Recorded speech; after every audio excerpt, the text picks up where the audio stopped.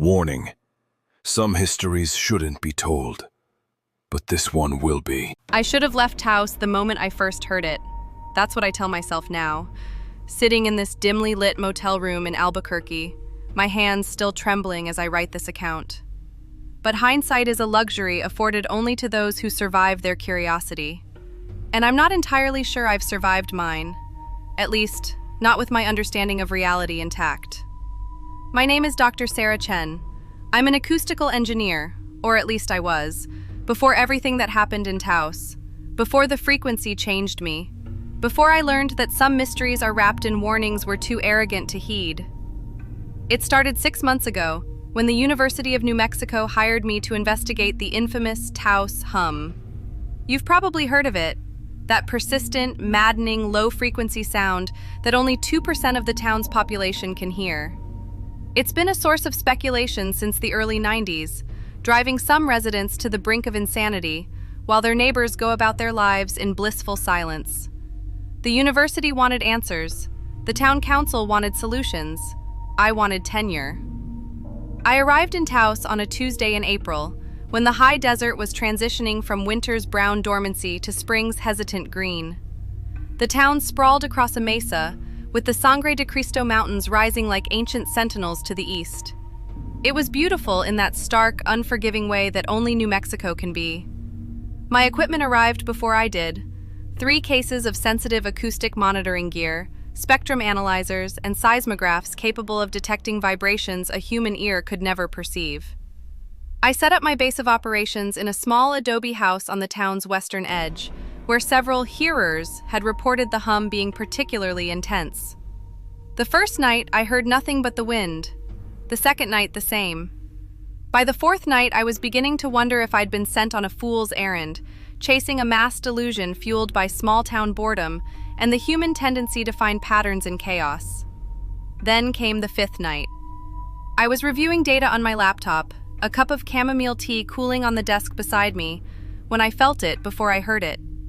A pressure in my chest, like someone was pressing their palm against my sternum. Then, rising from that pressure, came the sound. It was low, almost subsonic, a thrumming that seemed to originate from everywhere and nowhere simultaneously. Not loud, but insistent, persistent, like the universe's slowest heartbeat echoing through the foundations of the house. I grabbed my equipment, my hands working with practiced efficiency despite the adrenaline flooding my system. The spectrum annonce showed a clear signal at 56 Hz, with harmonic overtones at precise intervals. Too precise. Nothing in nature produces frequencies with that kind of mathematical regularity. Over the next 3 weeks, I documented everything. The hum appeared every night between 2:17 and 4:43 a.m. Always those exact times. The frequency never varied by more than 0.3 Hz. It was strongest in my house, weaker in the town center, and completely absent beyond a roughly circular area about 8 miles in diameter. I interviewed dozens of hearers. They were a diverse group, different ages, backgrounds, occupations, but they all shared one thing: a sensitivity to electromagnetic fields. I tested them. Every single hearer showed heightened response to EMF exposure compared to the general population. That's when I started to suspect this wasn't a local phenomenon at all.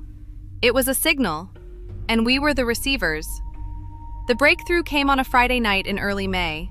I'd been awake for 36 hours, fueled by coffee and obsession, when I decided to analyze the harmonic overtones more carefully. Using Fourier analysis, I isolated each harmonic and began looking for patterns. What I found made my blood run cold. The overtones weren't random. They contained information, binary information. When I converted the frequency variations to ones and zeros, a message emerged. Convergence Point Designated. Frequency match confirmed. Biological receivers identified. Stand by for extraction protocol. I sat staring at my screen for what might have been minutes or hours. The tea had gone completely cold. My hands had gone completely numb. Extraction protocol. The words repeated in my mind like their own kind of hum. I should have run then. I should have packed my equipment, driven to Albuquerque, and published my findings from a safe distance. Instead, I did what any scientist cursed with curiosity would do. I responded. Using my signal generator, I crafted a reply at the same base frequency, modulating it with a simple message. Who are you? I broadcast it from my rooftop antenna at 2:17 a.m. exactly. The response was immediate. The hum changed. The base frequency dropped to 52 Hz, and the overtones became more complex, more insistent. My equipment struggled to capture it all. And then, through my speakers, processed and made audible, came something that sounded almost like a voice. We are the architects. You are the 2%. You are the compatible ones. We have been calling for 33 years. 33 years. The Taos Hum was first reported in 1991. I felt dizzy, untethered from reality. My fingers trembling, I typed out another response. What do you want? Harvest is complete. The compatible ones will be elevated. Convergence in 72 hours. The signal stopped abruptly, leaving only the sound of my own ragged breathing and the wind outside. I spent the next day in a fugue state, trying to rationalize what I'd experienced. Maybe I'd been exposed to carbon monoxide. Maybe the sleep deprivation had triggered a psychotic break. Maybe the hum itself had some neurological effect I hadn't considered. But my equipment didn't hallucinate. The recordings were there, time-stamped and verified. The message was real. I tried to warn people. I went to the town council, to the police, to anyone who would listen. They looked at me with the patient concern reserved for conspiracy theorists and the mentally unwell. Even the other hearers, my fellow 2%ers, thought I'd cracked under the pressure of the research. Only one person believed me, Marcus Webb, a former Air Force radar technician who'd moved to Taos after his discharge. He'd been hearing the hum for 15 years. I always knew it wasn't natural, he told me over coffee at a diner on the plaza. Too regular, too purposeful. But I never thought... He trailed off, staring into his cup. We need to leave, I said, before whatever convergence they're talking about. Marcus shook his head. I tried. 2 years ago, I packed everything and drove to Phoenix. The hum followed me, got louder the farther I went, like I was pulling away from a signal and it was boosting power to keep me connected. I couldn't sleep, couldn't think. I came back to Taos and it went back to normal levels. We're tagged, I whispered. The frequency did something to us, changed us. Made us compatible, Marcus said, echoing the architect's words.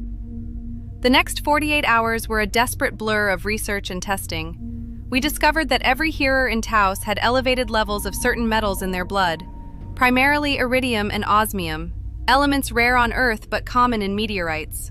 Somehow, over years of exposure to the hum, our bodies had been impregnated with these elements. We were being prepared for something. On the 72nd hour, at exactly 2:17 a.m., the hum returned. But this time it was different, louder. So loud it made my teeth ache and my vision blur. I looked out my window and saw lights in the sky, not stars, but something else. Geometric patterns of light, pulsing in time with the hum, and I saw them walking. The hearers, all of them, filing out of their homes like somnambulists, walking toward the western mesa, their faces blank and beatific. Marcus appeared at my door. It's calling us, he said. His pupils were dilated, his expression dreamy. Don't you hear it, Sarah? It's beautiful. They want to take us home. This isn't home, I managed to say, fighting against the pull I felt in my own chest, the whisper in my mind telling me to join the others, to walk into the light. Earth was never home, Marcus replied. We were always meant for something more. He left then, joining the procession of hearers walking steadily westward. I counted them as they passed. 37 people. All the hearers I'd interviewed, plus a few I'd never met. The 2%. I locked my door and barricaded myself in my bathroom, the room farthest from the western windows, the room where the hum was quietest. I stuffed cotton in my ears and turned on every faucet, every fan, anything to create white noise to mask the frequency. It almost wasn't enough. For 3 hours I crouched on the bathroom floor, fighting the overwhelming compulsion to walk outside, to join them, to surrender to the architects and their promise of elevation. My nose bled, my ears bled, but I held on to my sense of self with both hands, refusing to let the frequency erase who I was. At 5:43 a.m., it stopped. The silence was so sudden and complete it felt like violence. I emerged from the bathroom as dawn was breaking.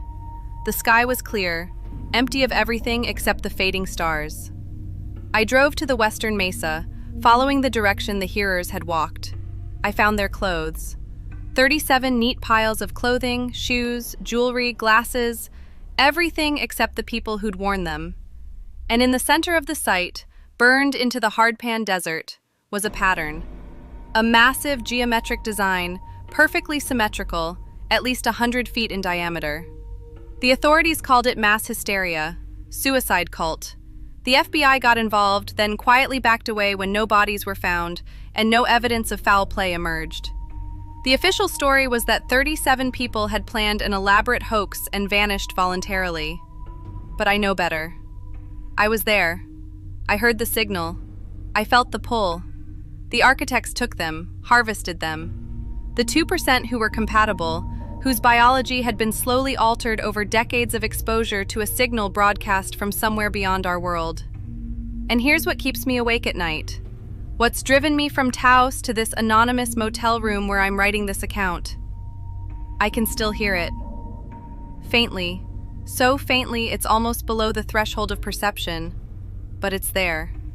A low thrumming at the edge of consciousness, following me, still calling, because I'm one of the 2%.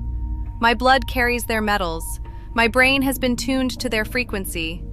I resisted the harvest, but I can't undo what was done to me. Sometimes I wonder if Marcus was right, if I made a mistake by fighting it.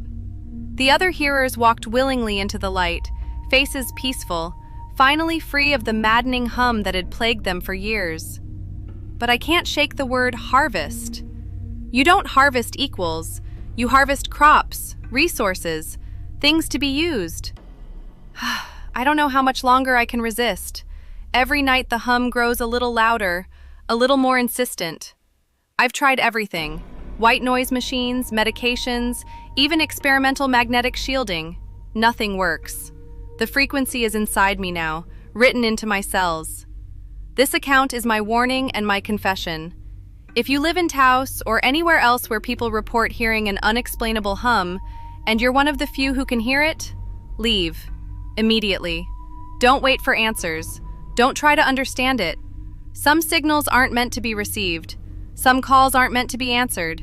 And some mysteries, once solved, become prisons. The hum is getting louder now. It's 2:16 a.m. In 1 minute, it will reach its peak intensity. And I'm afraid that tonight, I might not be strong enough to resist. If you're reading this, it means I failed to publish it before they came for me. It means I've joined Marcus and the others, walking westward into the light, giving myself over to the architects and their incomprehensible harvest. Or maybe it means something worse. Maybe it means I succeeded in posting it, but I'm still here, still fighting, still hearing the frequency every night as it slowly erases who I am, replacing Sarah Chen with something compatible, something elevated, something that was never meant to be human at all. The lights are in the sky again. This time, I think I'm going to look.